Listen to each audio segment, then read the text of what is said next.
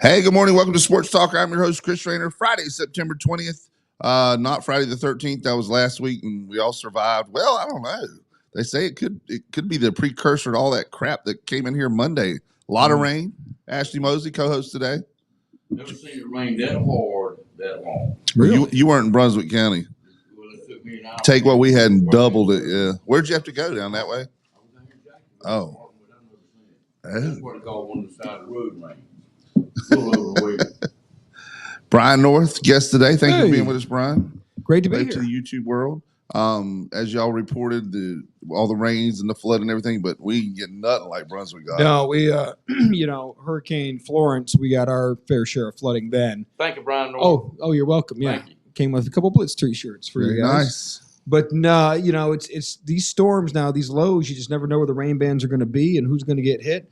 And this time it was so unfortunate, Brunswick County, Wilmington, but we didn't get nearly. I mean, look, we've had some issues, but you can't complain when you see what's happening down that way. No, and we've had a lot of those before, and some of them almost like nor'easters instead of tropical stuff, and so you actually end up getting more from it than what you would have. It just kind of sits there. Remember, Florence just wouldn't go away. Florence, and we weren't near the eye, but because we were on the outer bands, and we just kept getting hit in the rain, and the way the wind blew the water up the rivers, there was no place for it to drain. Yep. So that's why New Bern had historic flooding. We had Floyd, and we've had some of these other hurricanes that are devastating, but in New Bern, they haven't had something like that in a long time. You're talking hundreds Well, this of storm years. sort of snuck up on us, didn't it? Well, they knew it was coming. They just, again, you don't know where the rain's going to fall on something like this with the center of circulation. And so they knew it was there. They knew it was coming. It never got named. Yeah, so I don't think they ever named it. Nope. It was never got to the intensity of being named. Still doesn't mean it can't produce a crap load of rain. So, And it's weird because there's something to do with your insurance and named storms. You know what I mean? If it's not named, then the wind and hail, you pay a lesser deductible. So people were probably praying it didn't get named, which always makes you wonder. I know we're getting off on a tangent before we even get started, but these winter storms now that they're naming, like Winter Storm Daphne or something, does that mean that's going to affect your insurance? That's a Weather Channel made up deal. No one So the that National Weather Service does not name its winter storms. That is a total Weather Channel fabrication, just trying to create their own brand. WCTI 12 does not name. We do not storms. name our winter storms. I don't want to rain in your parade, but Hollywood, they call us for some more rain, aren't they? Yeah, some more possible tropical stuff coming up from the Gulf. Before we get to that, though, let's thank our fine sponsors: National Dodge Chrysler Jeep Ram, the losses of John Drew Warlick, CNS Paint, Ron Choate and Victor Case, Onslow County Motor Company, Mr. Ben Beasley and the gang. Did you hear my voice crack? I think I'm not going through puberty again, maybe. I hope not. Let's see. Fountain Management, Ms. Sandra Fountain. Wismark, Chappie's Chicken, Great Gas and Oil. Bartley Insurance Services, Bill Mercer. Humphrey Heating and Air Conditioning. Rock Creek Golf and Country Club. Golden Corral. I like Golden Corral, don't you? I've done some time there. Yeah, I've done some time. I think there's a speed bump at the buffet because of me. Lane Associates Family Dentistry. Doctors Tommy and Kim Morgan. Jones Onslow EMC, your Touchstone Energy Cooperative. Southern Touch Painting. Barnes Diamond Gallery, and Bayshore Animal Hospital. They're a new location in 623 East Sabiston Drive in Swansboro. Make sure you go visit all these fine sponsors and support the sponsors that support Sports Talk.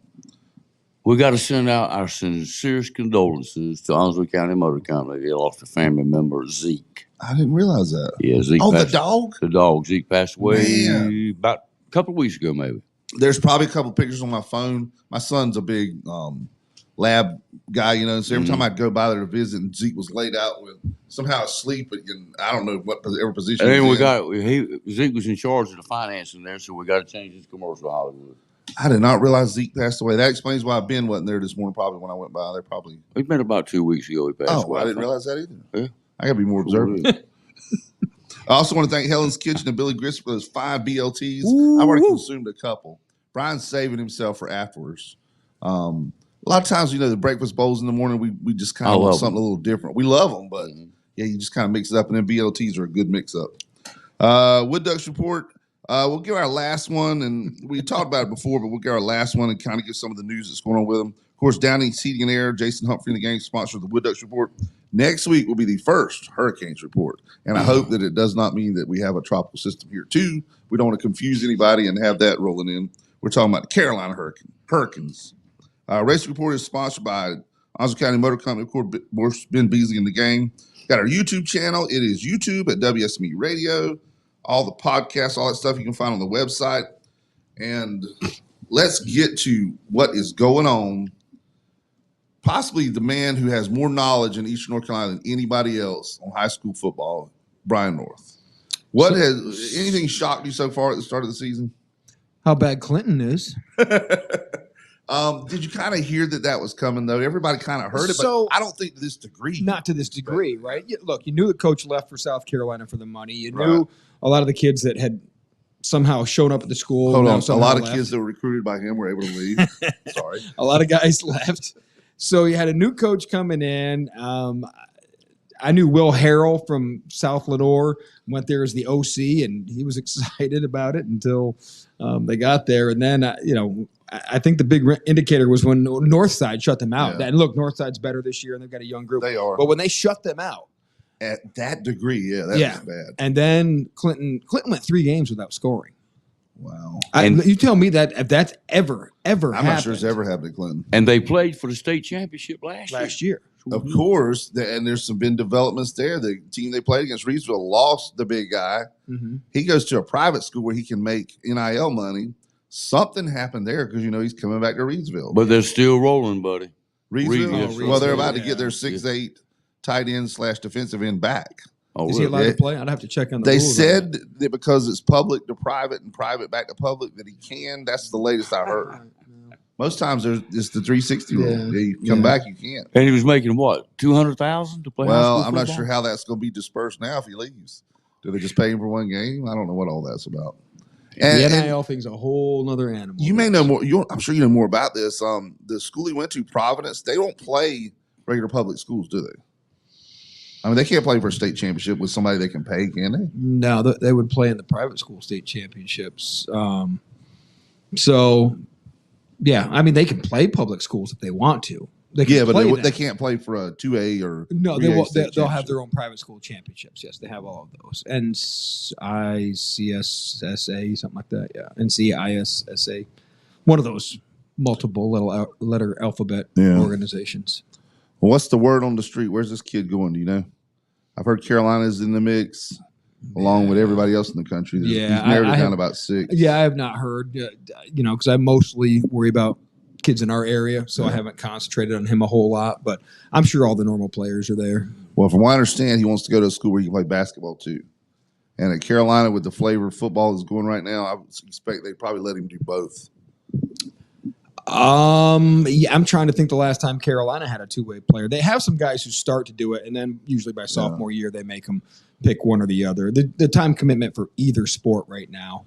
It hasn't been recent, I don't think. And I'm not sure Hubert Davis is all in on that either. I think he wants his guys to be fully committed. There was a guy a couple years ago who wanted to do both, but I don't. It doesn't last long anymore. Like unless you're a Julius Peppers now. Julius Peppers and Ronald Curry are the two I remember most prominently. And when you're big and athletic and you don't have to worry about practicing as much like Julius Peppers. Yeah. I mean, they didn't expect Julius to go out there and run the offense. He was just there to rebound, block shots. Keep in mind, it was the Matt Doherty years, and he was the stud on the team. Yeah. So there is no doubt. And Ronald Curry was a different situation being the point guard, but he was so highly recruited coming out of high school. Yeah. And he wanted to play both sports so badly that you had to let him play both in order to attain his services. Well, and you mentioned this term before when you were on the show last time, I think. It got so bad with Matt Doherty that Carolina was walking the halls recruiting players. And they saw Ronald Curry in the hall.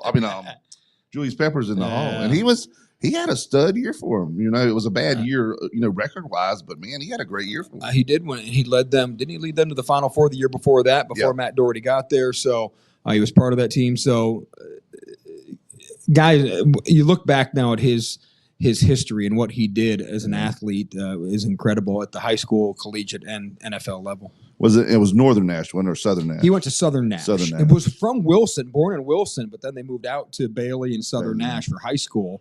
And he was a multi-sport star there, Then went to Carolina, and the rest has been history. Well, a lot of people moved to the booming metropolis of Bailey. Yes. It's a big town. Big town. And he would still go back. The cool thing is even after he got drafted in the NFL, he'd still show up to Southern Nash games all the time. So I heard he supports the program and all that stuff too, which is we've obviously had some. You've heard some of the names that have not, over the years, number one draft picks that never did anything. And we were lucky at Southwest to have Marcus Jones do some cool stuff. When you do the Blitz, obviously the Blitz is, I'm going to say it right here, is the premier high school football highlight show at night. It's gotten to where I remember you would have longer segments of games, but it's got to where there's so many high schools. You have to cover a little bit of everything. And is it just you and Luke now, or do you have any other? Well, we have a bunch of photographers who go out for us on Friday nights. So it's always that, what do you do philosophy-wise? So we have in our viewing area 40-plus high schools probably. At least. And so, and now you're dealing with all the private schools that are coming in as well. So what do? Do you pick and choose? I've always had a problem being from a small high school myself and never ever being on the news. Do you show less of a game just to get everybody in there and make everybody happy and want to watch, or do you concentrate on just the bigger games? And I've always struggled with saying no to people. I've always struggled with, well, we're not going to cover your game this week because you're not playing one of the big sexy teams. Right. So I've always tried to get more highlights in there. Now we're doing a new thing this year with Blitz Extra, which if you're watching on the ABC side, you get done at 11:35. You flip over to Fox now, and as soon as the Big Ten game is done, we will redo the Blitz, but put in a few different games in different areas, and so we'll try to get more in other games words, in that you'll way. rerun it? Rerunning it get some extra on time, the Fox channel. Yeah, and with a little bit different games, and then that will be rebroadcast Saturday mornings at 7:30 a.m. on the ABC side. So you've got 3 TV opportunities now, plus with your Facebook Live, YouTube, all those other avenues now, social media. So I can watch the Blitz on Saturday morning. Saturday morning, yep. Rerun on ABC, 7:13. That is correct, yep. Okay, good. Now, say someone, you familiar with it because I've complained to you about it before. It's not your fault, but it's just the old Spectrum charter deal. If you were at a Holly Ridge Cable, you funneled to the Fox station in Wilmington. Which is weird. I know. And where I live, I'm actually more closer to Richlands, but it's just because it was out of the old Holly Ridge hub, I guess. Yeah. So we still get that one, and we don't get the Fox 8 that you guys have. Is it somewhere you can watch it online, though, if you wanted to? Yeah. It will be streamed live on our website, WCTI12.com, streamed live on YouTube. Now, this year, when you look up the Blitz on YouTube, don't go under videos, go under live. It's YouTube live, and it'll be under WCTI, and so you can watch it any of those places. But yeah, Facebook I think is also where we're streaming it this year. So multiple sources you can find it. Okay. Now we talked, of course, Clinton being in the general area. Let's go with Onslow County, and the two we kind of lump in with Onslow are obviously your Croatan, East Duplin, West Carteret. Let's go through them one at a time, and I want you to tell me where you thought they were, not where you thought they'd be, or better than you thought they'd be. Okay. So better, worse, or about what you thought. Jacksonville Cardinals. About what you thought. About what we thought, but they've only played 2 games. Yeah, one was a blowout with Southwest where they called off the Dogs early. The other was in the rain against a good White Oak team. Yep. But we really don't know what we have with Jacksonville yet because hadn't played in 3 weeks. They haven't played in a while, and so. And Bo's got to be itching. That's got to be killing him. He was so mad about not playing that West Carteret game. He wanted to move it to Thursday when it was dry, and then they never got it in. Now they have to play it on a Tuesday night game. And he has to play it because otherwise he only has 8 games, and it hurts his RPI when it comes to playoffs. So they've got to figure that game. Got any idea? Yeah, they're going to play it October 1st, Tuesday, October 1st. So they'll have a Tuesday, Friday week. Yes. Well, and that he'll have a bye week. I think Bo got it where he is off that Friday. Right. So 2 games in 4 days for him, whereas opposed to West Carteret will probably have to play 3 games in 7 days. Well, at least they can get it in, though. And that's always hurt them not having that week 3 game. They just can't find that week 3 game. Yeah. Who knows with realignment how that's going to shake out, so maybe that'll change. All right, let's go with, and I'm just hitting them in random order, those June Devil Pups. About what we thought we were. Yeah, we knew they'd be back down a little bit this year. They've got an interesting game at Beargrass this week, but now they're trying to reschedule their game with Spring Creek, which might be their only chance of a win this year. Okay. That one was rained out. They started it. They were down 6-0, and they're going to try and reschedule that. So will they start from where they ended? Yes, where they picked up. Okay, where they picked up. On your picks, we need to change that because you asked me.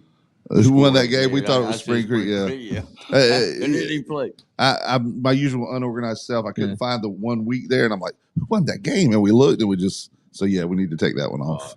I think most people picked Spring Creek. I think they play next Friday. I want to say they're playing next Friday. They're going to resume that one. I think they both had the same off week, so they decided to just pick it up. All right. Swansboro, the Pirates. Yeah, I mean, about what I thought. I knew that it was going to be a rough year with the transition. Yeah, and I like Coach Beasley. He's great, but you got to get athletes now, and we're starting to see programs. White Oak is stepping up, West Carteret stepping up, Richlands is stepping up, Dixon's stepping up. You can't step backwards real far there, so they're going to be real careful, or they're going to get an offer. But you've got to not lose the program, and so you've got to. With football, the culture is you've got to get your youth programs involved. You got to get your community involved at the Pop Warner level, junior high level. You got to get on the same page, and that's where I think Swansboro, if they want to get back to a level of competitiveness, it's going to take a few years because of that. Well, I've noticed. I mean, since he came on the show, I've started knowing Coach Beasley, added him on Facebook and everything, and I've noticed he's been posting a lot of stuff from the rec and middle school levels, trying to get that. That fire going, which is very smart. Yeah, a coach nowadays that is not in touch with his middle school team. Yeah, he's you're getting whatever they send you. Remember, Coach, the guy I always want to call him Billy Bob, but Jim Bob Bryant. Yeah, he was. From what I understand, his assistant coaches were required to be in touch with the rec programs and help out with them and stuff. And that's smart. Tarboro. They run what they call the Tarboro T. From the time they can put on pads, they're learning that offense, and it doesn't change all the way up through, so they know it. I mean, that's just culture, though. And so with enrollment numbers down with football, too, it's even more important to get the people in the program to be all on the same page. Yeah. Todd Gurley was probably running the team when he was 7 years old. Yeah, probably, yeah. Who was the other big one from Tarboro? We talked about him the other day, and I can't. Taekwon Lewis is the one that went to Georgia. Worley? No. Well, Victor Worsley. Now I was thinking Tim Worley. Where was Tim Worley from? That one, that doesn't ring a bell for me. But you got Taekwon Lewis, who's still playing with the Colts right now. He and Todd Gurley played together. That may have been the other one. Lewis is a year behind Gurley. Southwest Edgecombe played Tarboro pretty tight this past Friday. They did. Southwest Edgecombe's really good this year. They're picked to win the Eastern Plains Conference, and they've got a big one with Farmville coming up this Friday night. We're going to learn a lot about both those teams. But Southwest is a physical team.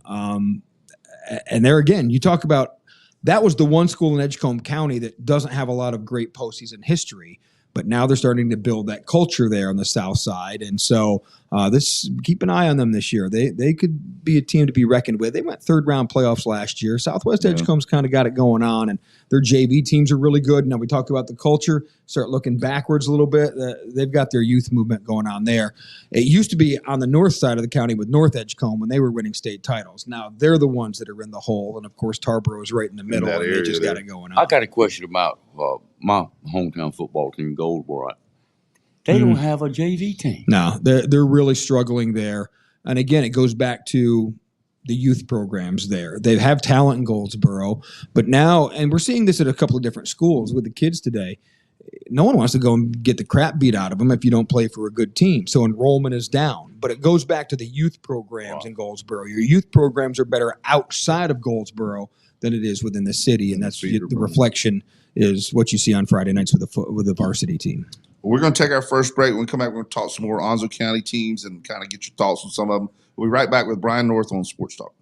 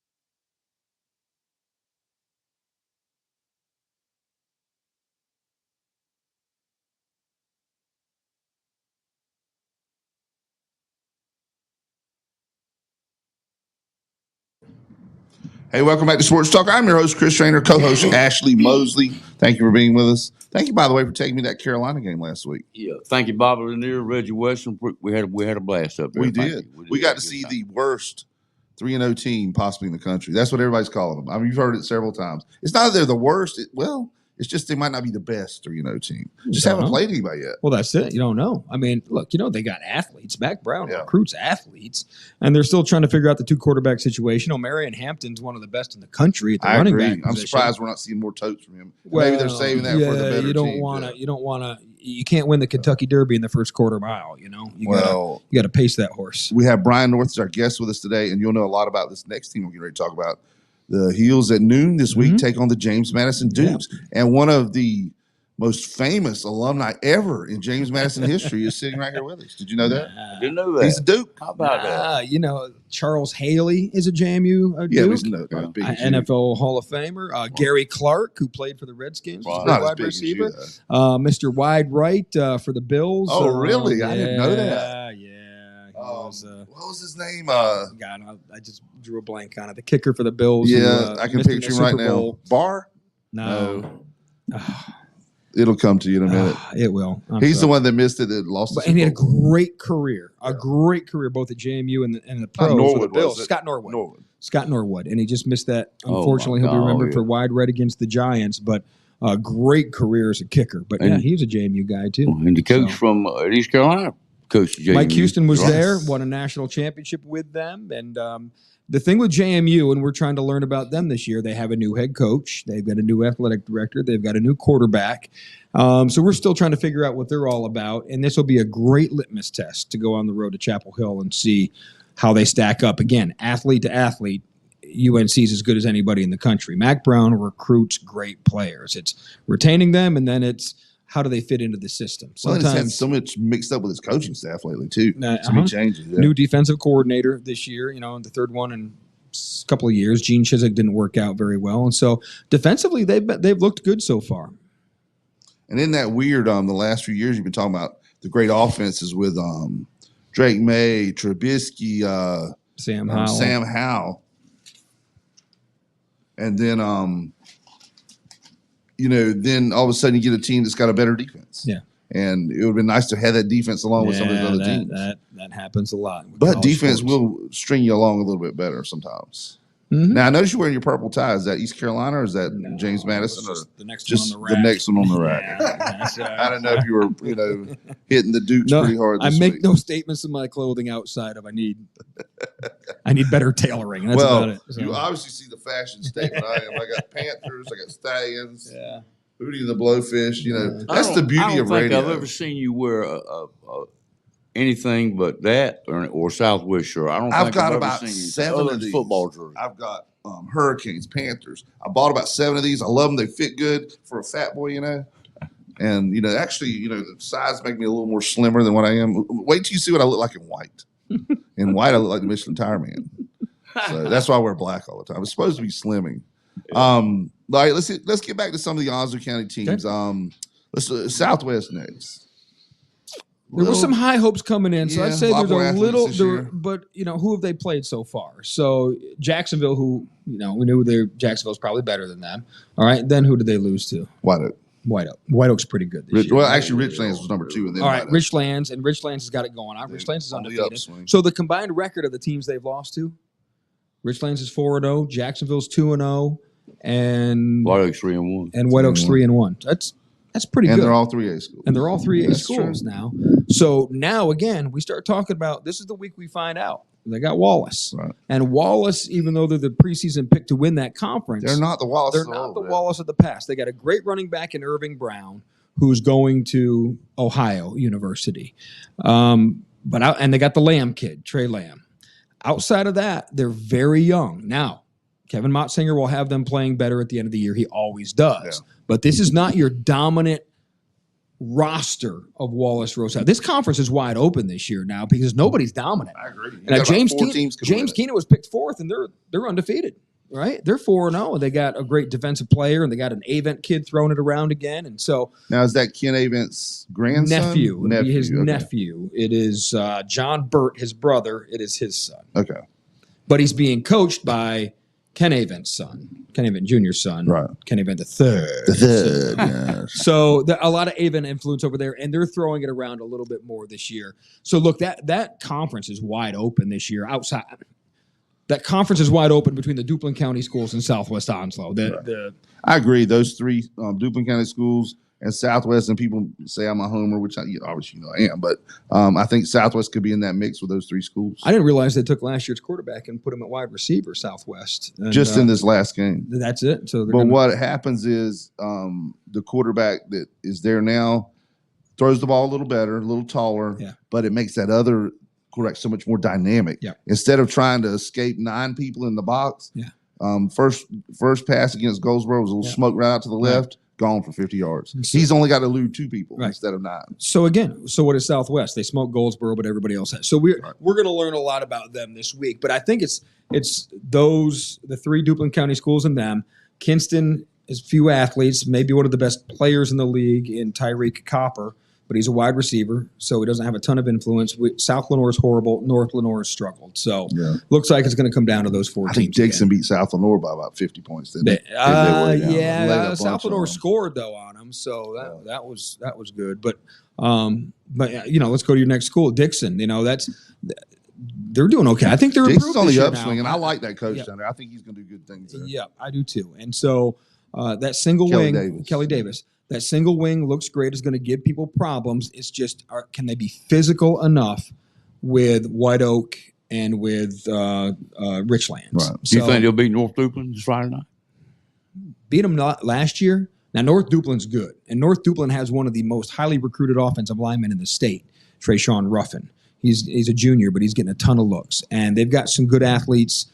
It's going to be a great game. But Dixon did beat them last year. They win the numbers game because they're bigger than them, but North Duplin has them home this year. So I think that's going to be a real good game. Jacksonville's got J.H. Rose Friday night here in Jacksonville. J.H. Rose hadn't won a game this year. They haven't, but the schedule's been brutal. We talk about the combined record of who they've played, and it's been some really good teams. And so their confidence is low, but now they've got 2 really good athletes, a wide receiver and a quarterback who can cause you problems if you're not careful. Okay. All right, let's go to the Okies.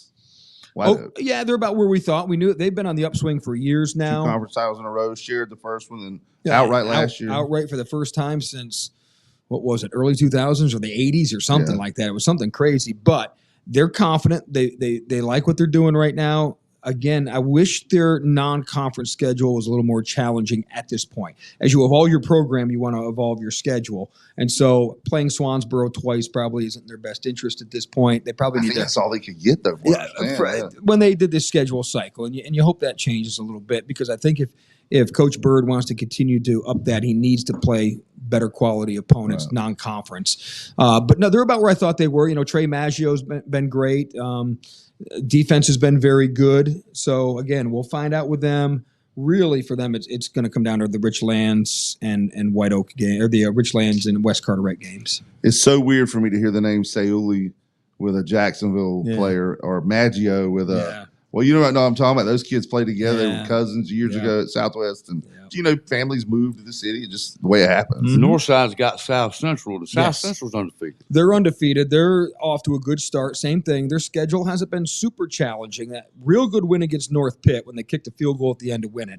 But I've been telling anybody who will listen, Chris Cherry, who's the state championship winning basketball coach, moved to football last year. And he just understands organization, building a program. And South Central's been the hidden gem in Eastern North Carolina. They got great athletes, big numbers, great athletic facilities. You just needed someone in there who could relate to the kids and coach them. They've had good X's and O's coaches in the past.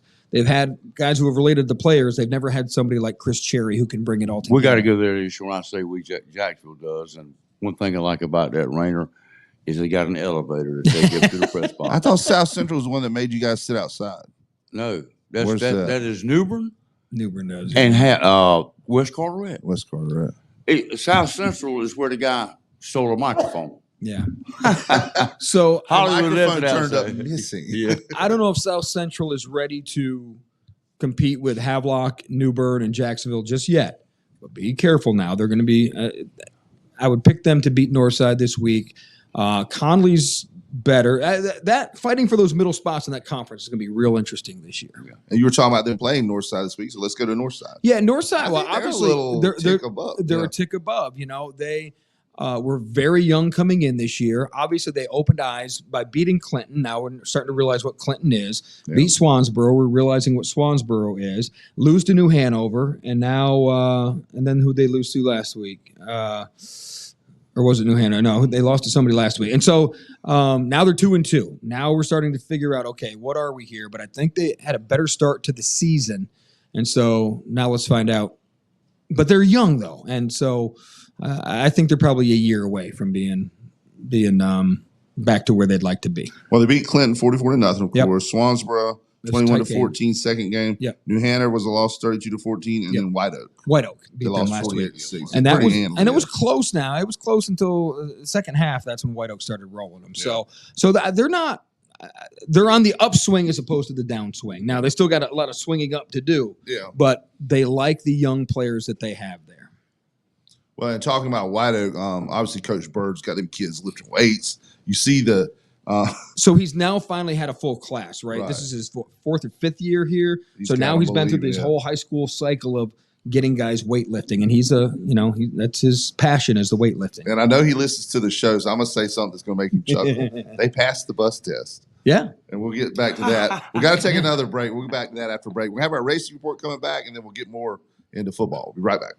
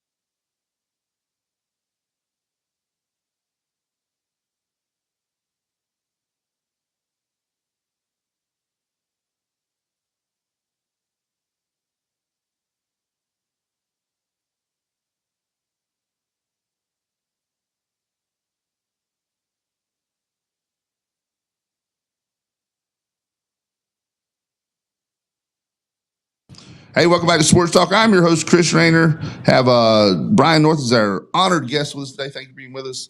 Ashley Mosley, co-host. Brian, are you a big NASCAR fan?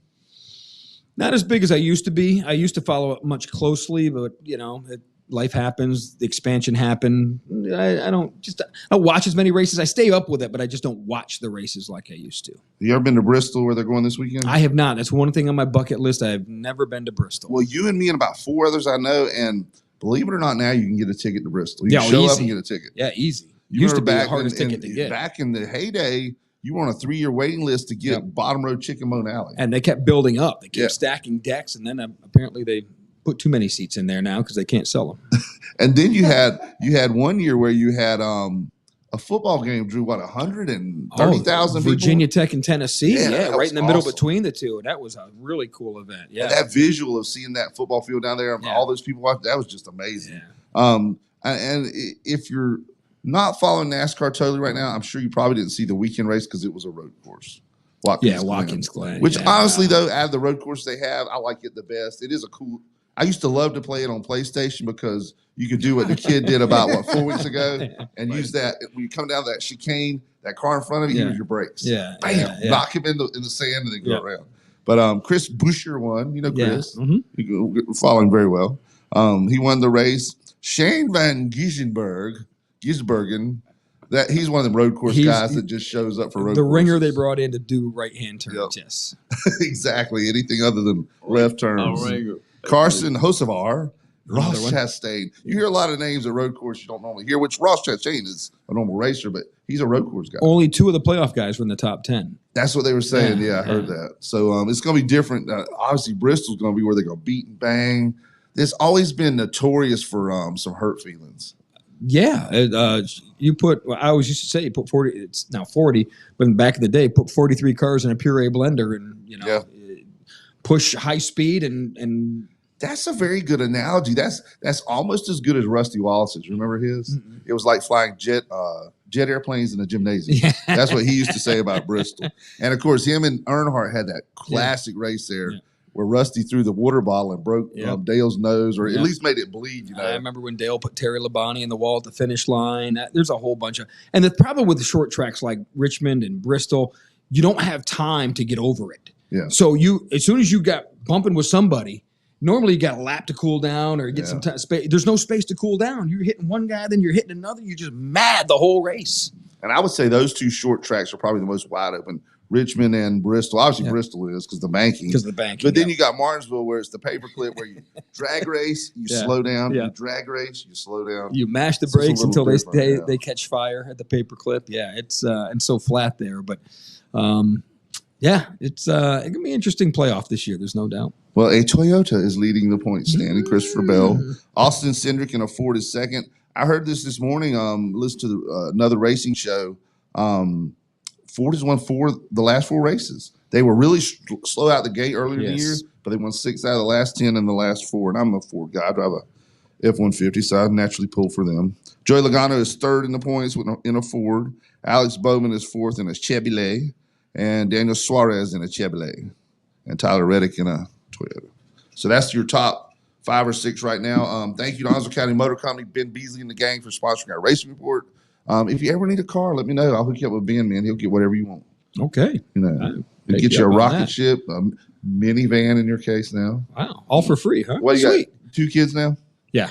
So you probably don't have many of the 2-door sedans anymore, do you? No, I was never a 2-door guy anyway. So it's as long as I can keep my SUV. So that's the way I am. SUV or truck, something I can climb in and not fall out of. I've driven some minivans now. I'm not afraid. They got some power and corner really well. Got some room. I'm good with a minivan. I just don't have one. How old are your children, Brian? 5 and 3. Mm-hmm. Well, when mine were about that age, we got our first minivan. We got a Dodge Caravan back in the day. And I remember it like it was yesterday, making this statement. We were walking over to Bojangles at lunch from work, downtown Jacksonville, back when it used to be downtown there. And we're walking over there, and I actually made this statement. I saw a minivan go by, and I go, that's a sporty-looking minivan. When I said that, I knew I was dad to the bone, as they call it. I'm done. Yep. So anyway, it's a sporty-looking minivan. We're going to finish this segment. When we come back, we're going to do This Day in Sports and finish with all high school football on Sports Talk.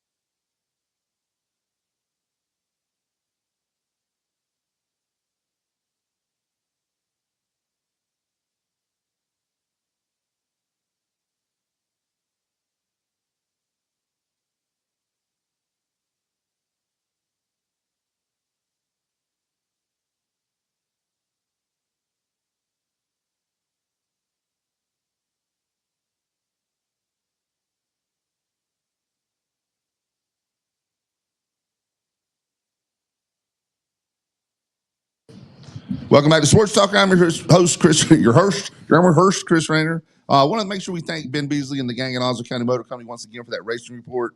Kind of got at the end there. We started. I get on tangents, believe it or not. Yeah. You spoke to me on the phone before. Sports talk radio is just about sports tangents. It is whatever conversation rolls up. That's what makes it so great because you want to hear about different things. That's It's right. just normal conversation. A lot of time, the best sports talk radio is not even about sports.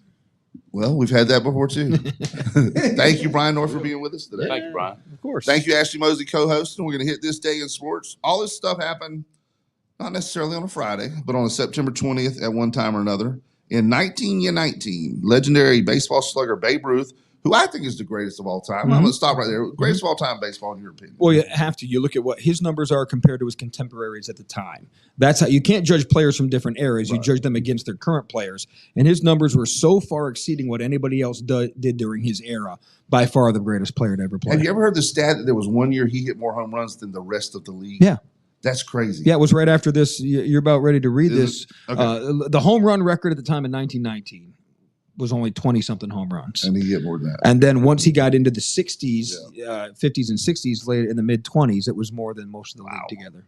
All right, 1919 legendary baseball slugger Babe Ruth ties Ned Williams' Major League Baseball mark of 27 home runs with a ninth inning blast against the Boston Red Sox 4-3, and it was a win. Boston Red Sox 4-3 win against the Chicago White Sox. You got the next one. Yeah, did you know he did not have a uniform number back then? He did. No, they did not have uniform numbers. I didn't know that. Until, you know why they started uniform numbers in baseball? Because Phil Padgett started changing the numbers. Well, possibly. Because it was the runs, really. batting order. For the fans, they got to know where they were in the batting order. So that's why that's why Babe Ruth wore number 3 Really? and Lou Gehrig wore number 4, because that's the way they batted in the order.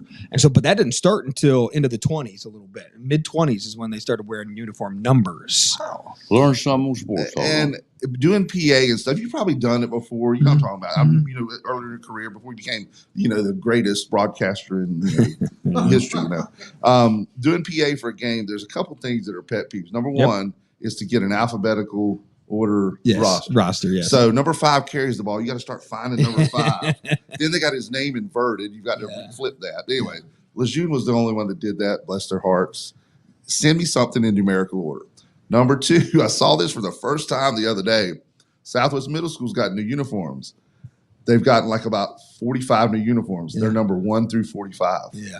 How could you have linemen? Yeah. I don't know how that works. I guess middle school rules are different, but it's weird looking. You know what I mean? To have a lineman sitting there with a number 23 or something. The worst thing is uniforms that have similar color between the numbers and the uniform. Oh, yes. So you can't tell what it is. Yeah. And then mud. Mud's your worst enemy, too. And we were talking about this the other day, too. You covered, of course, the 2003 state championship game between Burlington Cummings and Southwest. Well, back then, Burlington was that dark blue, the greatest show on turf, hadn't lost in 4 years. Southwest, they let them wear their orange, which was cool to me to see because it was such a contrast. It wasn't like you could mistake them. Now you can't do that, can you? It has to be color and white. Yeah, one team's got to be white. Yeah. All right, so I digress. Number 4, we were talking about Lou Gehrig's number 4 in 1931. He broke his own RBI mark of 175 runs driven in one season. He set the record at 184, and I believe that's still the record today, 184 RBI. Did they play more games then, or is it just they played less games back then? 100. They played 156 games back then. Now they play 162, and he had 184. I believe it still stands to this day. We were talking before about some records, like Nolan Ryan's 5,000 some strikeouts. I don't think they'll ever be broken. Not the way pitchers pitch now. Yeah, I just don't see. They don't throw the innings, right? That's true. All right, Ashley, number 3.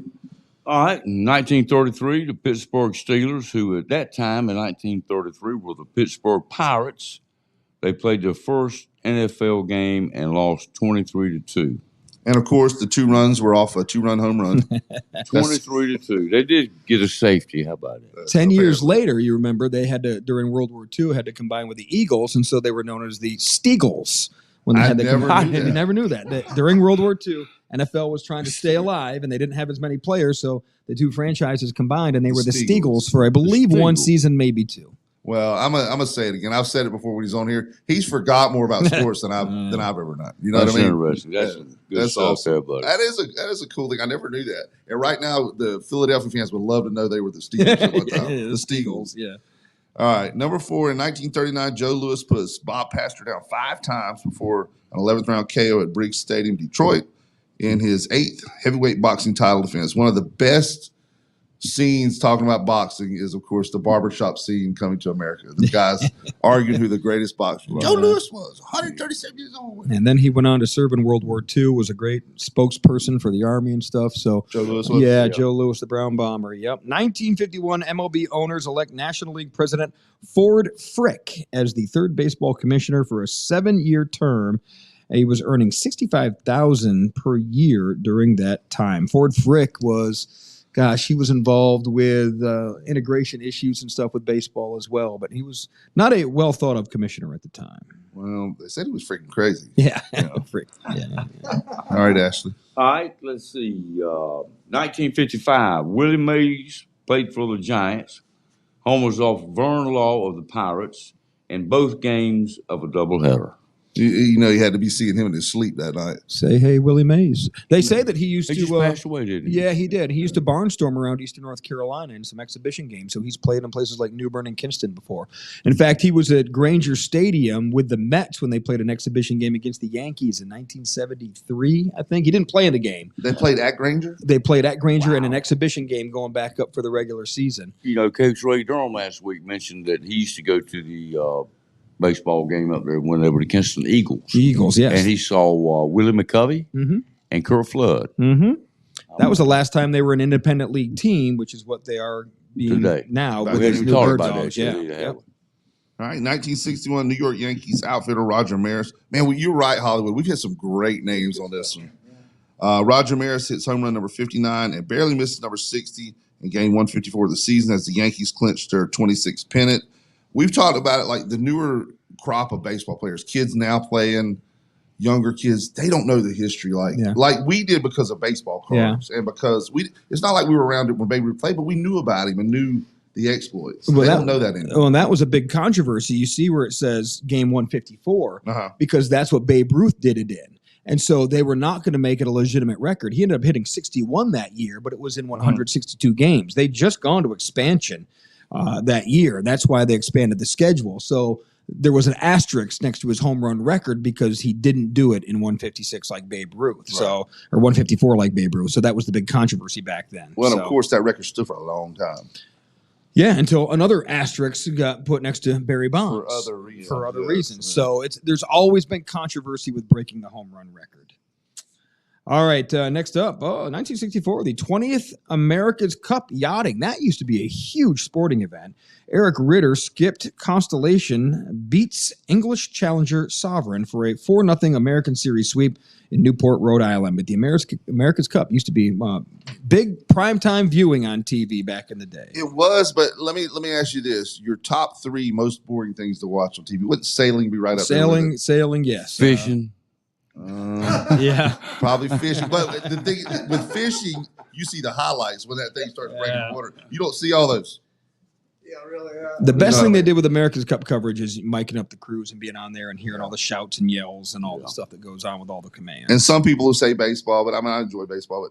But golf is probably another one that if you're not really into it, if you don't know the sport, right? If it's a major or the Ryder Cup or something, President's Cup is great. Sometimes it can put you to sleep on a Sunday afternoon. Look, NASCAR on a 2-mile oval sometimes. Michigan, sure. you know, they can. California. I've got plenty of good NASCAR naps in my life, you know, in the middle of those races. All right, Ashley. Okay, we're 1968. Mickey Mantle hits his final career home run, number 536. One of the greatest. Yeah.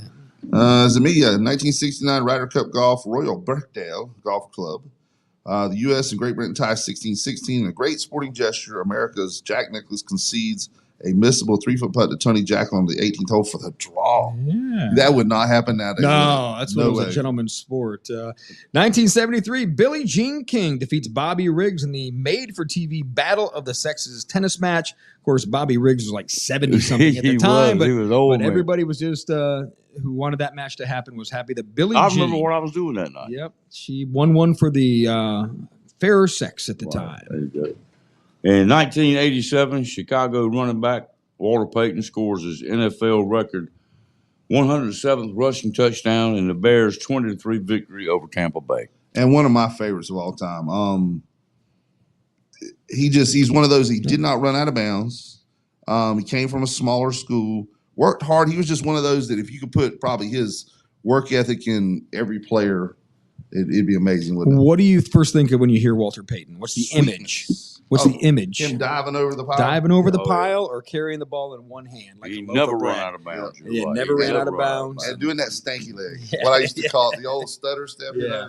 Yeah. When you saw that coming at you, now obviously, I mean, you've seen highlight films of Barry Sanders. He might have been the most untackleable, out in the open field. He would his hips would swivel and you'd just be gasping. I asked Vaughn Johnson, who was from Morehead City, passed away not long ago, was a linebacker with New Orleans Saints. No Vaughn well, yep. Who was the toughest running back he ever had to try to tackle? Barry Sanders. Couldn't clean hit tackle him. And unfortunately languished on a bunch of bad teams. Well, the reason he was so great was because he had to run for his life. If he had an offensive line that blocked, you may have never seen how shifty he was in the backfield. There used to be a game we played on the playground where everybody played football at one time. You know what I'm Yeah, talking oh, yeah, about? yeah, We yeah. won't say the name. Yeah, because can't say it anymore. It's yeah. not PC anymore. Yeah. You throw the ball up, one guy catches it and runs till he gets Just tackled. runs for his life. Barry Sanders would have been the world champion at that, no doubt. Walter Payton broke Jim Brown's record, which is another great running back that people talk about, and how you talk about Babe Ruth being the greatest in his sport with the numbers at his time. Jim Brown was that way at running back as well. Oh, yeah, because he only played, about 8 or 9 years. seasons? Yeah, and they only played 14 games a year. When he went for 2,000, it was, in a 14-game season. He was running over people. Yeah. You're a sports guy, so I'm sure you've seen it. The old Aerosmith Dream On video, the greatest moments of the 20th century in sports. That is one of the best videos I've ever seen. In 6 or 7 minutes, you see everything. Oh. I mean, you can just start every time you see it, you start naming the players as they do it. And some, it takes a little while to get used to. But all right, last one, number 13 in 2022, Kenyan runner Eliud Kipchoge.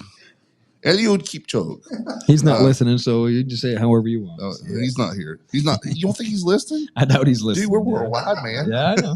He wouldn't care anyway. He wouldn't understand it if he heard it, probably. Breaks his own world record for the marathon in 2 hours, 1 minute, 9 seconds in Berlin. Previous record was 2 hours, 1 minute, and 39 seconds. Who held the previous record? Wasn't me. It was him. He broke his own record. He broke his own record. Right. I was starting to say, I don't know who it was, but I know who it wasn't. That'll be a next great mark. If anybody ever reaches the 2-hour marathon mark, it will be pretty incredible. Is anybody close? 2 hours, 1 minute, 9 seconds. Yeah, him. So it hasn't been broken since, probably. Then. I don't know. It will be. I'm sorry. Marathon running might be one of the top 3. It will be boring broken thing at to some watch, point too. in time, I'm sure. Probably as people get better. And also Right. conditions are such a big factor in that. And we talk about baseball playing in different size parks all the time. With marathons, it depends on the street conditions, weather conditions, all those things. So you get the right marathon, somebody will probably do it. And you know how like when you'd have football practice, things like that. Some days you just felt like you were unstoppable. Breathe better, the air is better. And then some days it's heavy, and it just depends, like you said, on the atmospheric conditions. We'll get Les involved on what would be the optimum conditions. Oh, let's not. No, he'll talk. I love Les, but he'll science you to death on that stuff. He don't like to talk weather, does he? Oh my God. Okay. It's passion. Well, we're almost through our Onslow County teams. I want to finish up with Richlands for a reason. I'm not sure when the last time. If anybody knows, they can call me or text me later, or text me now, and before the show goes off. When was the last time Richlands beat East Duplin and Southwest in the same season? Obviously, they're the owners right now. They're last three I think have over Southwest. Right. Before that, it was a 33-game streak dating back to 1988. 1988. And East Duplin, I believe you told us it was 2007 was the last time they won, and I think there was 2002. 2001, 2002, I know they beat them because Kevin Wilson, and that was the first time they'd beat them in a long time before that. So, but it obviously goes back to at least 88 because those streaks kind of run into each other. Right. So you're talking, it'd have to go back into the early 80s or 70s when consolidation and integration happened. So that would be the only time I could think that it would have happened. So they're having a great season. We're at 4-0. 4-0 so far, yes. Who were the other two they beat? So let's see. Please do. Yeah. But tell us your observations about what Coach Bird's got going on there. Pat Bird said before the season he thought he had something special. Last year they had a problem with turnovers, and then there were some normal team turmoil. But he really liked what he had this year. If the guys would hold on to the football, and so far they've done. So they beat South Lenore this last week. That was it. Yeah. They beat East Duplin, they beat Southwest, and they opened the season. South Brunswick. A good road win at South Brunswick. Who, you're still trying to figure out who some of these teams are, but we're going to find out about Richlands this week. They go to Princeton. I know Princeton's only 1-2, which is uncharacteristic, but they've played some tough teams. You're going to be on the turf at Princeton. We're going to find out a lot more about Richlands this week. But really, their season's going to come down to 2 games, I believe. Maybe 3, with Dixon being a little bit better. But obviously, the West Carteret game and the White Oak game is going to those are the ones that are going to determine that conference and who gets the number 1 seed, gets to host playoff games, all that stuff. So, but Richlands so far, we just ran a feature Thursday on they get donuts when they get a shutout, and they get cake every time they win in Richlands. And, of course, can't fat them boys up. Yeah, they're rolling. And can't go without saying condolences to the Knapp family. Yes, and I was just thinking of that. Yeah, You're right. Napoli's Pizzeria there, and Steve Knapp was a big supporter. His son played. John played for them a couple of years ago. He's got a younger son who's coming up through the system, but he was also the backup PA announcer at Richlands, very heavily involved in that program. And so I know that took a little wind out of their sails when he unexpectedly passed away at the age of 50 years old. That's tough there. But Richlands, I remember when we do these picks, you always get all kinds of input from people on, Richlands beat South Brunswick the first week, 28-14. I said, South Brunswick is terrible. And Richlands ain't got nothing. South Brunswick's terrible. Apparently, South Brunswick's got more than what people thought because they're the only team to score Richlands this year. 28-14. Then they beat Southwest 25-0. Yep. East Duplin 19-0, and then 57-0 over South Lenore. So they're the last 3 games are all shut out. I saw them play East Duplin, and I was telling Brian they manhandled East Duplin. I mean, they're very, very physical. They're a little bit bigger. They caught East Duplin at the right time with injuries. Right. Now, I'd like to see them play again. It would be great to see them in the playoffs play again if East Duplin gets healthy. But I don't care who you are. 3 donuts in a row, 3 donut days in a row. It was pretty good. And again, we're going to find out some more about them. Princeton is a little different animal on that turf. It wouldn't surprise me to beat them them to beat them. Princeton's going to be tough, but I'm not saying they can't win. I'm picking them to win, but this is too. not going to be. It This is will not going to be be last week. 57-0. Right. Let's see. So Pat Bird has a 3-0 streak going against Southwest. Never lost to Southwest. Never lost to Southwest because a couple years were that dreaded Vid. the plague we call it. Yeah. So never lost to Southwest. Beat East Duplin this year. Southwest same year. 4-0 now. Is it time to erect the Pat Bird statue underneath the scoreboard? Look like Bud Kilmer, holding the football. You know what I'm talking about? Right. Well, let's see. Do you have who would you put in there with the other statues? Does Mario get one, even though he doesn't come back? Eric Graham, Kevin Wilson. That's true. You had the triplets. Kevin Wilson had some of the best teams there. They were. I remember the best team possibly. We won't compare with this team yet because it's still too early. But the best team I remember, 10-0 in 2003, just happened to be the same year Southwest had the best team probably they've ever had. And man, that Halloween game, you remember covered it. You had to park down at Winn-Dixie. Well, we let you in, but there were people parking down at Winn-Dixie back then. A mile down the road. Walking. There was a couple of years when that Richland Southwest game was the best in the state, and the one year with the kickoff return. Which, and I was going to bring that up because you were the only one to have the footage. I was right in front of Carson Brooks, stepping on that line on that kickoff that won the game. And nobody called it. There was another play at the end we'll talk about too, but that you had great footage on. But you're the only one that had it. The referee missed it. So every people were saying, yes, there it is. He stepped out of bounds. But anyway, the touchdown stood. You also had the play at the end, a freshman at the time, Kendrick Burney, knocking away the last pass of the game that would have won the game if it was completed. They picked on the freshman. He was able to knock it away. And you remember Willard Lumley, the guy that used to run the down marker down. You had video of him taking that down marker and slamming it on the ground. Because he was upset. It was the last play the game was over. He slammed that down marker. And because they knew, I mean, like you said, there was so many times in that streak. I can call it like I see it. The Richlands should have won those games.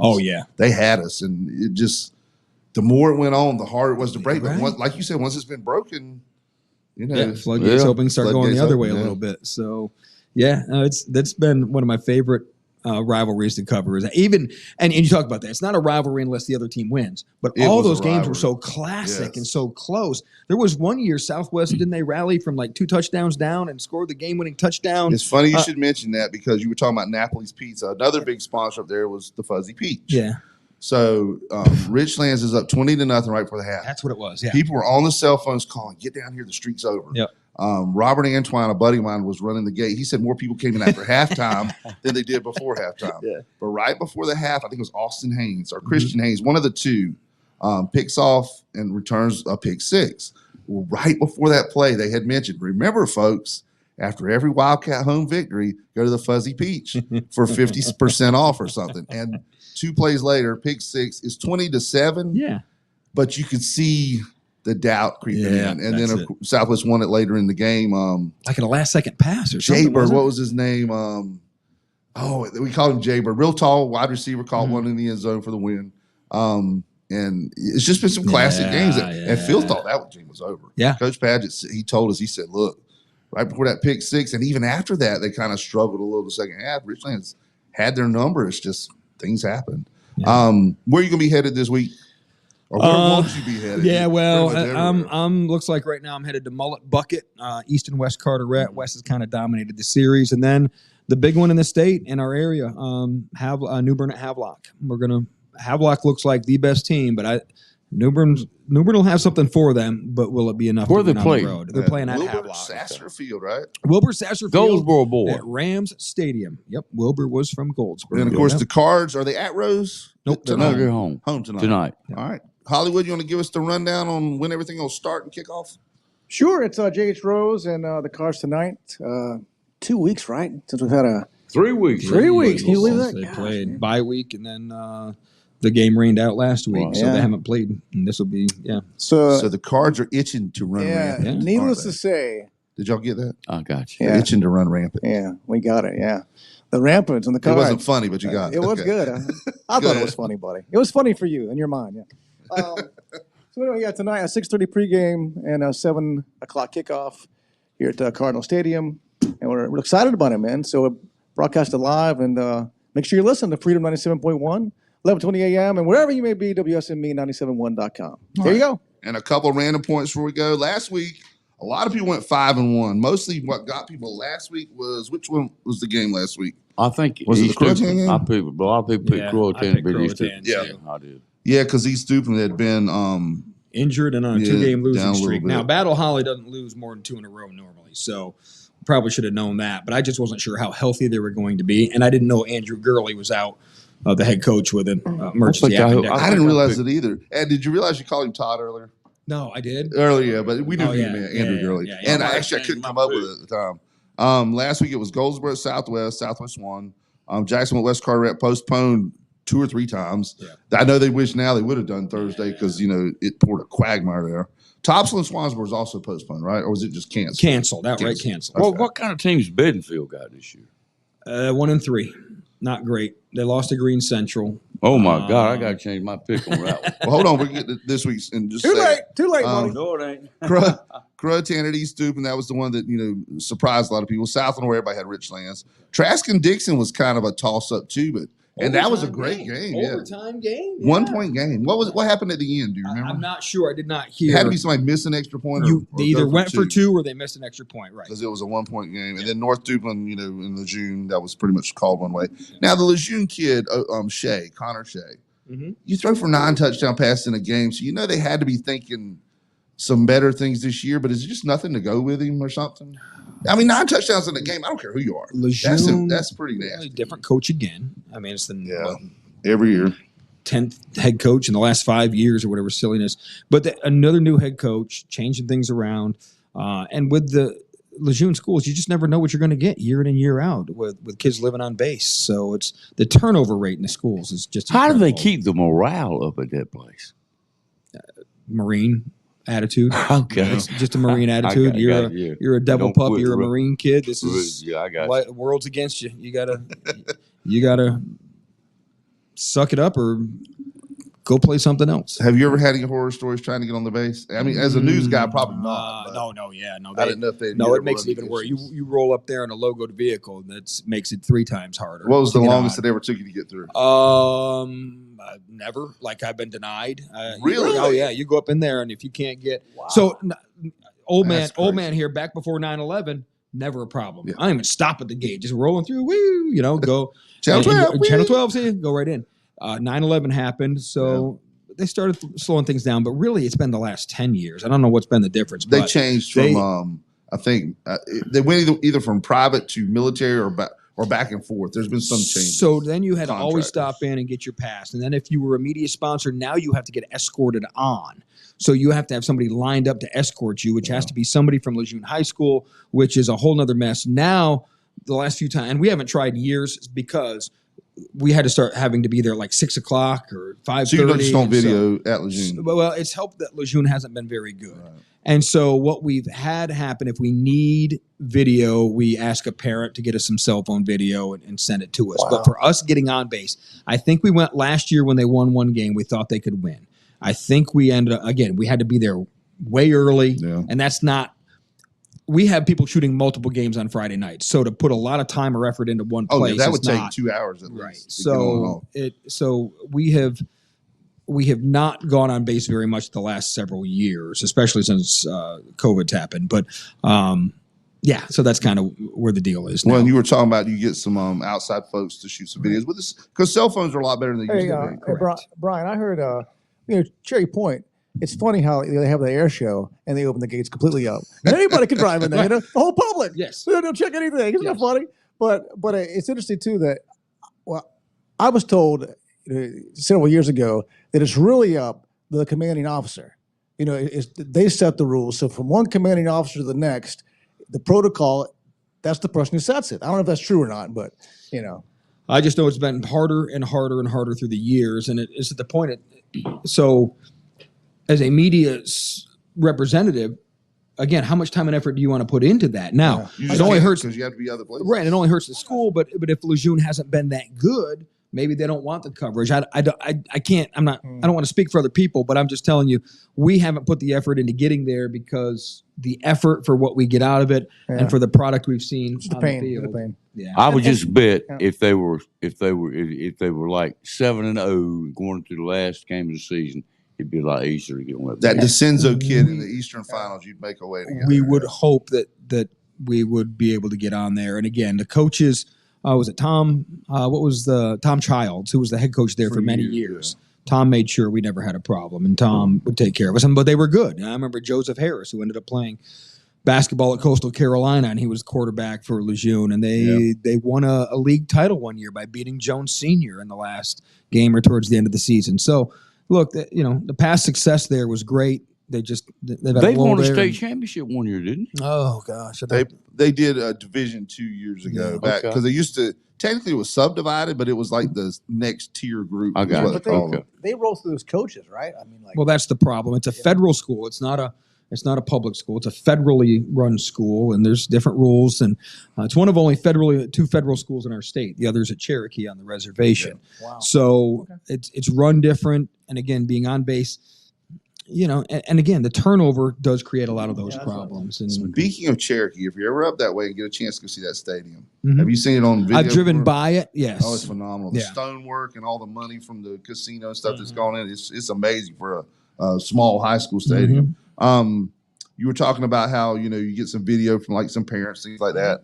You actually taught a guy at Southwest how to give you the margins at the beginning and the end so you could edit it, turn it sideways. turn sideways. Yeah. And actually send it through Facebook Messenger because it pixelates better, right? Yes. Yeah, or whatever never, it's called. never. If you're gonna send anything to like any TV outlet, or never do it like up and down ever. Yeah. Right? You're not supposed to. Instagram's made it okay now, and people accept it. But It's still not as good. But you hold your phone like you see your TV. It's 16:9 aspect ratio, and yes, and then we learned with technology, Apple and decided it wasn't going to play nice with Android. So when you try and send an Android video to Apple, it's all pixelated and it doesn't work out I right. didn't know that. Oh yeah. So anytime somebody with great Android video, I say just find me on Messenger, send it that way, and then I can directly download it in the laptop or in the computer at work, and it's about much that? easier. If I get it sent to my phone, then I've got to go through a transfer process, and it's like a 4-step process. So, How about that? Wow. but we more than ever now use fans' cell phone video, or we ask people because we can't get people to as many games as we used to, Right. and so we do rely on cell phone video. And our standards of accepting lesser quality. Wait a minute, mine's lesser. No, not yours, But in the old days, there was stuff you'd never put on TV. You would Right. never put that angle, From that up in the blurriness, stands or up or in the anything. stands, Yeah, you can't exactly. see. I see what you're Now we've put such crap on TV through the years. Any video is better than no video is kind of the philosophy. But now. you know, Brian, I've been you've been here a long time, but I've been in the radio industry here in this market a long time. Worked at different radio stations. You don't have the staff anymore, man. I mean, we just don't have. Even at these bigger TV stations, bigger radio stations, where you had, I worked at several stations 20 years ago. You had 4 or 5 people per station. Now there's like 2 people running the station. It's just a fact of life. Right. Well, a lot of it has to come down to money and what's generated. Now, That's I will right. tell you, our sales people did a great job this year and have sold the Blitz for more money than they have in the past. Right. That gets me more resources on a Friday night. We're taking the janitor and saying, this is how you use a camera, get out there.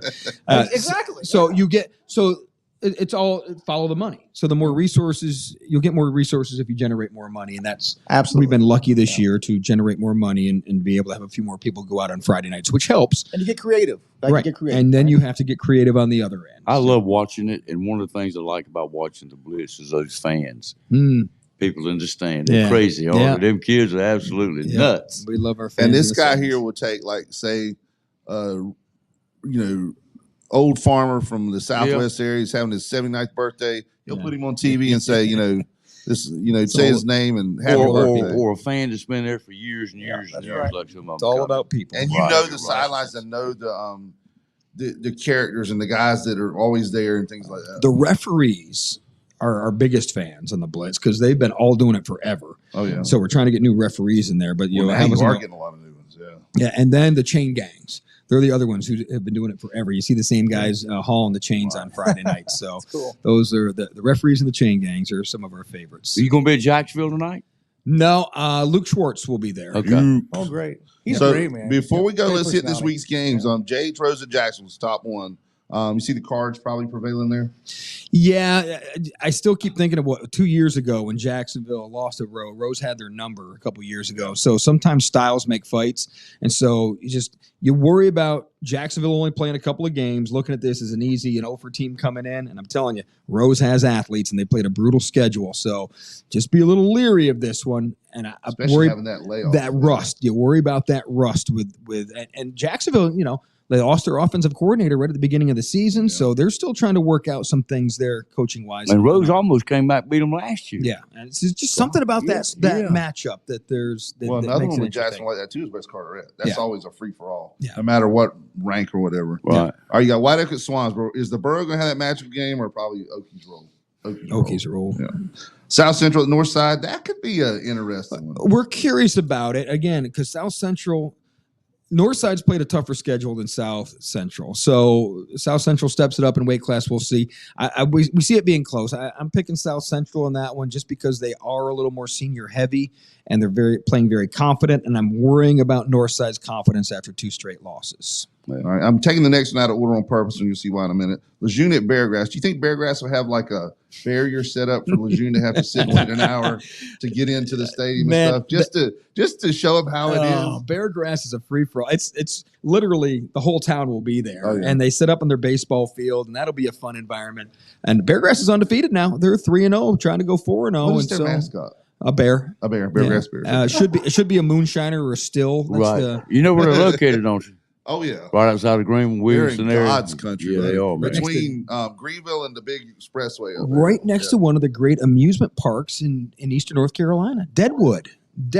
What is If you've Deadwood? never been to Deadwood, first of all, great food at the restaurant, but it's a little mini amusement park that they have there. Like based fair on- type rides and stuff. Yeah. Did little they kind of try to roller mimic coasters. Deadwood, South Oh, I didn't Dakota? realize that. That I don't know, but they just Deadwood and Beargrass, and they've got little mini roller coasters and other rides and carny things, and they got this Never great heard of that. restaurant. So I have to check that out. the Lejeune people ought to go check out Deadwood before they go to Beargrass Charter. Get there early. Looking at the East Central, that's why I want to do these two together. You got the four favorites: James Keenan at East Duplin and Southwest at Wallace Hill.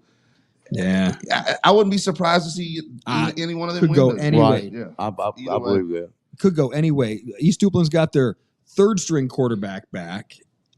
Sean Davis says he's going to play. So wait a minute, their top two quarterbacks are. Yeah, they're both injured. I Yeah, didn't realize that. The first one was. I didn't realize when that they was lost to third string. Richlands, it was with their fourth string quarterback, basically their JV backup. Wow. And so last week they got their third stringer back, who's their kicker, Gavin Jarman. Yeah. And he can throw it, and that's very first play of the game. They said they'll never expect it, and they threw it for a long touchdown pass, and then he had another one later in the game. So that's going to be hard-hitting, great football, probably low scoring. Even though James Keenan throws it around a little bit, they haven't been dynamic offensively. So I'm telling you that I'm picking East Duplin because they're at home and they beat them 5 straight. But with zero confidence, it won't surprise me at all if James Keenan wins that game. I can see them just giving the ball to running backs and following. Big old Luke Bailey. You know who Luke Bailey is, don't you? Yeah, I need Brian's to change one of my son. picks. Not Brian Bailey. No. Yes, no. I know. Sportscaster. I want to change one of my picks. We're not right now. We're not doing hold on. Let's get through the games first. Well, I'll let you change though. The games haven't started. You got till 7:00 tonight. Gotcha. Betting field at Croatan. Southwest Wallace, if you want to touch on East. Well, I just mentioned. I think that one could go either way. Yes, same thing. A lot of people say I'm just being, a Southwest guy, but I just think that that move they made. I wish that he had a little more time at the two positions, but I think it's made them a little more dynamic. That's a hard one for me to pick, and I just Wallace at home. I think I gave them a slight edge only because they're at home, but I wouldn't be surprised if Southwest goes in there and wins. Okay, the Fountain Town Grill is going to be opening too late for us to hit there. So what would you recommend in Wallace? Obviously, there's Highway 55. Yeah. Billy's, food bar there. Billy's Yeah, boy, that's Anything else you think of? not off the. I had a photographer who always used to go to the hotel there in town, and they'd always have soft, hot baked cookies out at night. So he'd sit in their lobby and edit to send highlights back, eating their cookies. Like, Sir, give him a shout out on the air. Sir, do you have a room here? He's like, oh yeah, sure, whatever. No, I'm good. It's like in downtown Charlotte when you go to a lot of Panthers games. Yeah. You know what hotels do what, Yeah. and if you stayed at them, they don't know if you're staying there or not. You just kind of it. breeze through. Yeah. The way I look at it, I paid $300 a night to stay there at one time. Yeah. They owe me a cookie. Or a bathroom break, something like that. Yeah. All right, betting field at Croatan. Bettingfield comes in 1-3. I'm curious how Croatan bounces back. They were disappointed with their loss last They week. have the coach back there. Andrew Gurley, but he's still not right. So I don't know how much he's been at practice this week. I mean, I like Croatan at home as long as they don't let one loss turn into 2. Well, the last two are, in my opinion, toss-ups too. Richlands at Princeton, still kind of feeling out what everybody's got. Princeton, they're technically 1A numbers, right? Yes. But they had to play up because of all their success at 1A. Yes. And all that's getting ready to change, with realignment. But they just have an outstanding program. They just have they're a really well-run program. And I just think, where are they now? Now, 1-2. Are they hungry or are they doubting themselves? Richlands is confident. Now, does Richlands go in overconfident on that? Right. So that's just a game I just have on my radar to keep track of Friday night. Could go either way. That quarterback, Richlands, is the real deal. Yeah, Simcoe kid, he's good. Good quarterback. I think if Richlands plays well, they probably can win the game. But there's just something about a fat and happy team going against a team that's got an edge to them on their own turf, already. And again, this week, I keep saying it every week, but by this week, we really know who the contenders and pretenders are because we're finally starting to get into some good matchups. With this schedule here, after this week, it's going to give you a good indicator. Dixon and North Duplin, that's another one could go either way. Look, North Duplin lost to them last year. They're undefeated. They've got one of the best highly recruited kids in the state, offensive line, and Trayshawn Ruffin. North Duplin's at home. It's military appreciation, which will be nice with Dixon going in there. That single wing, though, North Duplin runs their option in a single wing type of format, so they kind of know each other offensively. So it'd probably be a lower scoring game unless you get a lot of guys busting out. But North Duplin's for real. They're 1A school, aren't They're they? 1A school now. Right. North Duplin's for real, but Dixon's a little bit bigger, and I like their upswing. So I just think that's going to be a really tight game. So how many titles do you recall North Duplin winning? I think they've only won one title. One? They've been the 1972, something like that. They won one like in the early 2000s or something. They've been to several championship games, but have not won them since that title in the 70s. Really? 3 years ago, they had 3 Steuben County schools play Correct. for state championship. Correct. East Steuben, Walls, Rose Hill, and North Steuben. We talked Well, about and- Cherokee. They've lost to Cherokee a couple of times in that Yeah. 1A state championship game. but- Murphy, I think, 1 year, Yeah, stuff yep. like that. Yeah. Yep. But they have not won a state title. They've been there. I want to say 3 times they've been there, and they have not won. Well, with East Duplin busting through a couple years ago, that means all 4 Duplin County schools have won a Have title. won at a one time state or another. title, yes. That's awesome. Anything else you want to add before we go?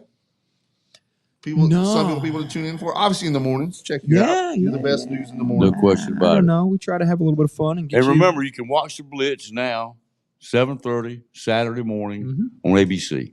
on ABC and also on Fox I'm at night. glad If you to get, find- if I you don't get want home people late, not to look at it at nighttime, but I'm glad. well, a lot of people rush to get home. Now they don't have to rush quite so much. Yeah, Because because wake up in the morning. we'll be Right. on, and we'll be on Fox too. So if you get home and it's 11:30, flip over as soon as the Big Ten game is over with. We'll be on right after that on Fox. Awesome.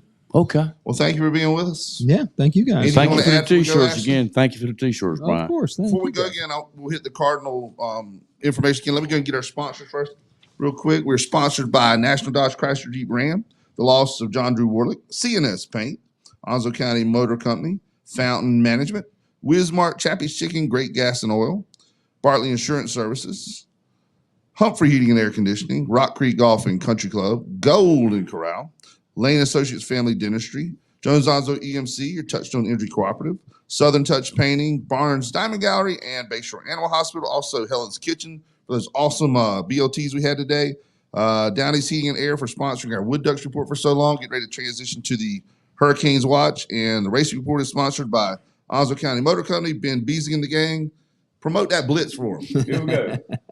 All right, it'll be on tonight. Make sure you're watching. We will see you next week on Sports Talk. Oh, Hollywood. Sorry. Tell us again about the matchup tonight. Oh yeah, well look. He First of all, had that look. I'm like, okay, Yeah. wait a minute. And he controls the buttons anyway. So yeah. we weren't going nowhere, folks. so first of all, the weather's gonna be pretty nice tonight, right? I mean, I think it's supposed to be. Yes, yes. Tonight, Temperature? next week's a whole other thing, but yes, tonight Yeah, we're good. tonight's good weather. So if you're making it out, it's gonna be nice. If not, make sure you listen tonight, 6:30 pregame with our man Jerry Allen and Bob Warlick, Ashley Mosey will all be there in the booth, and 7:00 is a kickoff. So there you go. It's gonna be a lot of fun, and hopefully you'll listen to Freedom 97.1. All right. Thank you again, Ashley Mosey, for being with us today. Thank you, buddy. Enjoy. Thank you, Brian North. Of We'll course. see you on the Blitz tonight. We'll see All you right. next week on Sports Talk.